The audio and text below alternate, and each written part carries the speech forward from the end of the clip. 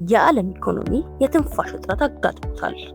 የሆርሙዝ ባህረ ሰላጤ መዘጋትና የአሜሪካ ፕሬዝዳንት ዶናልድ ትራምፕ የሰጡት የመጨረሻ ማስጠንቀቂያ ዓለማችንን ወደማይመለስበት ወታደራዊ ግጭት እየገፋት ነው። ዛሬ የነዳጅ ዋጋ በአንድ በርሜል $128 በመሻገር በታሪክ ከፍተኛው ደረጃ ላይ ደርሷል። በሌላ በኩል ኢራን የአሜሪካ የ48 ሰዓት ማስጠንቀቂያ የወንጀለኞች አስተሳሰብ ስትል በማጣጣል መተላለፊያውን እንደማትከፍት በይፋ አስታውቃለች። ዛሬ ዓለማችን በሁለት ታላላቅ ቀውሶች መካከል ትገኛለች። በአንድ በኩል በኢራን ምድር ላይ የሚካሄደው መጠነ ሰፊ የአየርና የባህር ላይ ጥቃት የቀጠናውን ካርታ እየቀየረ ሲሆን፣ በሌላ በኩል ደግሞ የሆርሙዝ ባህረ ሰላጤ መዘጋት ያስከተለው የኢነርጂ እጥረት ከለንደን እስከ ቶኪዮ ያሉ ኢንዱስትሪዎችን እያንቀጠቀጠ ይገኛል። ዛሬ በዘገባችን የዶናልድ ትራምፕን አዲስ ዛቻ፣ የኢራን የአጸፋ እርምጃና የአውሮፓ መሪዎችን ስጋትና የቻይና ሚኒስትራዊ ሚና በዝርዝር እንመለከታለን። በመካከለኛው ምስራቅ የተቀሰቀሰውና መላውን ዓለም በከፍተኛ ስጋት ውስጥ የከተተው የኢራን ጦርነት እጅግ አደገኛ ደረጃ ላይ ደርሷል። የኢራን ጦርነት መጀመር ተራ የቀጠና ግጭት ሳይሆን የዓለምን የኢኮኖሚና የደህንነት መዋቅር ያናጋ ክስተት ነው። ኢራን በዓለም ላይ ካሉ ከፍተኛ የነዳጅና የጋዝ ክምችት ካላቸው ሀገራት አንዷ ከመሆኗም በላይ የዓለም የነዳጅ ቧንቧ ተብሎ የሚጠራውን የሆርሙዝ ባህረ ሰላጤን የመቆጣጠር አቅም አላት። ይህ ጦርነት አስፈላጊ ሆነው በዓለም አቀፍ ደረጃ የነዳጅን ዋጋ ሰማይ እንዲነካ ማድረጉ፣ የንግድ መርከቦች እንቅስቃሴ ማስተጓጎሉና ሀያላን ሀገራት አሜሪካ፣ ቻይና እና ሩሲያን በቀጥታ ወደ ግጭቱ እንዲገቡ በመጋበዙ ነው።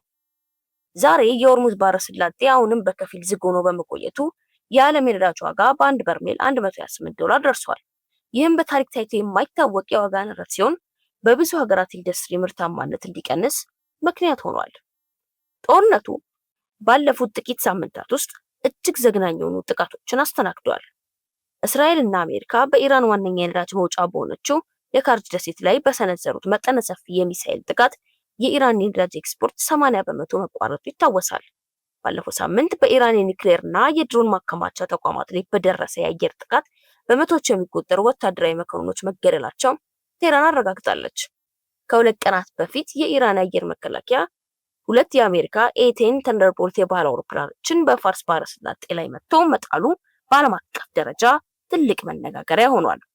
ዛሬ ኢራን በወደቁት አሜሪካዊ ጀቶችና በተገደሉባት አዛዦች ላይ የማይረሳ የአጸፋ እርምጃ እንደምትወስድ በይፋዊ መግለጫው አስታውቃለች። የአውሮፓ ሀገራት በዚህ ጦርነት ሳቢያ በከፍተኛ የኤነርጂ ቀውስና በፖለቲካዊ ልዩነት ውስጥ ይገኛሉ። ፕሬዚዳንት ማክሮን እና ቻንስለር ሜርዝ ዛሬ በወጡት የጋራ መግለጫ ጦርነቱ በአስቸኳይ እንዲቆም የጠየቁ ሲሆን የአሜሪካና የእስራኤል ወታደራዊ እርምጃ ከቁጥጥር ውጭ የሆነ ቀጠናዊ እልቂት ሊያስከትል እንደሚችል አስጠንቅቀዋል። ብሪታንያ ዛሬ የባህር ኃይል በመጠቀም የንግድ መርከቦችን እንቅስቃሴ ለመጠበቅ በባህረ ሰላጤው አቅራቢያ አዲስ ወታደራዊ ኦፕሬሽን መጀመሯን ገልጻለች። ዛሬ የአውሮፓ ህብረት መሪዎች በብራስልስ ባደረጉት አስቸኳይ ስብሰባ ከኢራን የሚመጡ ስደተኞችን ለመቀበልና የነዳጅ እጥረቱን ለመቋቋም የሚያስችል የአደጋ ጊዜ እቅድ አጽድቀዋል። ሁለቱ ሀያላን ሀገራት በዚህ ጦርነት ውስጥ ያላቸው ተጽዕኖ እጅግ ከፍተኛ ነው። አሜሪካና ቻይና። አሜሪካ ፕሬዚዳንት ትራምፕ ዛሬ በሰጡት መግለጫ አሜሪካ በኢራን ላይ የምታደርገው ከፍተኛ ግፊት እንደማይቆም ገልጸዋል። የነዳጅ ዋጋን ለመቀነስ የአሜሪካ ስልታዊ የነዳጅ ክምችት በከፊል እንዲለቀቅም ዛሬ አዘዋል። ቻይና ዛሬ ሚያዝያ የሰጠችው መግለጫ አሜሪካና እስራኤል በኢራን ሲቪል ተቋማት ላይ የሚፈጽሙት ጥቃት በጽኑ ኮንነዋል። ቻይና የነዳጅ አቅርቦቷ እንዳይቋረጥ ከኢራንና ከሩሲያ ጋር አዲስ የኤነርጂ ስምምነት መፈራረሟ ደግሞ ተዘግቧል። የቻይና የጦር መርከቦች በህንድ ውቅያኖስ ላይ የሚያደርጉት እንቅስቃሴ ማሳደጋቸው ለአሜሪካ ትልቅ የደህንነት ስጋትም ሆኗል። በኢራን ግንባር የተመዘገቡትን አስደንጋጭ መረጃዎች ሳቀርብላችሁ ዛሬ በእስራኤል በተሰነዘረ ድንገተኛ የአየር ጥቃት በቴህራን ደቡባዊ ክፍል የሚገኝ ትልቅ የኤሌክትሪክ ማመንጫ ጣቢያ በመመታቱ ዋና ከተማዋና አካባቢዋ ለተከታታይ 12 ሰዓታት በከፊል በጨለማ ተውጠው ውለዋል።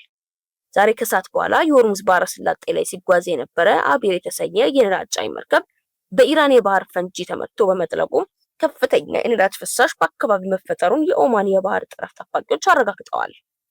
ዛሬ አመሻሽ ላይ የጸጥታው ምክር ቤት በኢራን ላይ የተጣለውን የኢኮኖሚ ማዕቀብ ለማጥናትና ጦርነቱን ለማቆም የቀረበውን የውሳኔ ሀሳብ ቻይናና ሩሲያ ድምጽ በመከልከል ውድቅ አድርገውታል። የእስራኤል ጠቅላይ ሚኒስትር ዛሬ ባደረጉት ንግግር ኢራን በአሜሪካ ጀቶች ላይ ለፈጸመችው ጥቃት አጸፋ እስካልተሰጠ ድረስ ሰላም እንደማይኖርና ቀይ መስመሩን መታለፉን በቁጣ ገልጸዋል። በመካከለኛው ምስራቅ ምድር ላይ እየታየ ያለው ክስተት የሰው ልጅን ህሊና የሚፈትንና የታሪክ አቅጣጫ የሚቀይር አሰቃቂ ትዕይንት ሆኗል። በቴህራን ሰማይ ላይ የሚታየው ጥቁር ጭስ ደመና በፋርስ ባህረ ሰላጤ ላይ የሚነደውን የነዳጅ እሳትና በዓለም አቀፍ ዲፕሎማሲው መድረክ ላይ የሚሰማውን የአያላን ዛቻ ዓለማችንን ወደማይመለስበት የጥፋት አጸፋ አድርሶታል።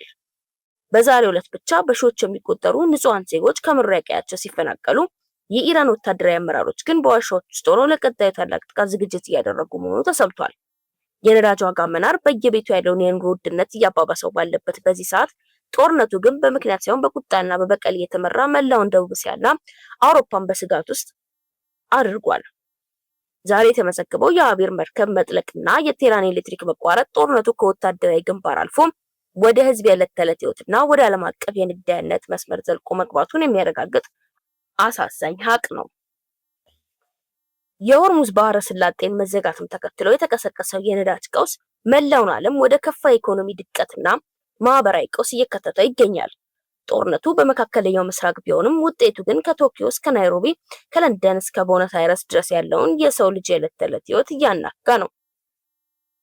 የሆርሙዝ ባህረ ሰላጤ መዘጋት ተራ የንግድ መስተጓጎል አይደለም። ይልቁንም የዓለምን ኢነርጂ ደህንነት መሰረት ያናወጠ ክስተት ነው። በየቀኑ 21 ሚሊዮን በርሜል ነዳጅ የሚያልፍበት መስመር በመዘጋቱ የዓለም የነዳጅ አቅርቦት በ20 በመቶ ቀንሷል። ከዓለም የማዳበሪያ ግብአት 1/3 በዚህ መስመር የሚያልፍ በመሆኑ ዛሬ በወጡ መረጃዎች እንደሚያሳዩት የአዝዕርት ምርታማነት በዓለም ዙሪያ አደጋ ላይ ወድቋል። ዛሬ የዓለም የገንዘብ ድርጅት ቀውሱ እስከ ሰኔ ወር ከቀጠለ ተጨማሪ 45 ሚሊዮን ህዝብ ለከፋ የምግብ እጥረትና ለሌላም ችግር ሊጋለጥ እንደሚችል አስጠንቅቋል። ባለፈው አንድ ወር ውስጥ የተፈጸሙት ጥቃቶችና የነዳጅ ገበያውን ክፉኛ ጎድተውታል። በኢራን ዋነኛ የነዳጅ መውጫ ላይ የደረሰው ጥቃት የኢራንን ምርት 80 በመቶ አሽቆልቁሎታል። እስካሁን በመተላለፊያው ላይ 16 የንግድ መርከቦች ጥቃት ደርሶባቸዋል። ዛሬም አቢር የተሰኘችው ታንከር መርከብ በመጥለቋ ስጋቱ ወይሏል።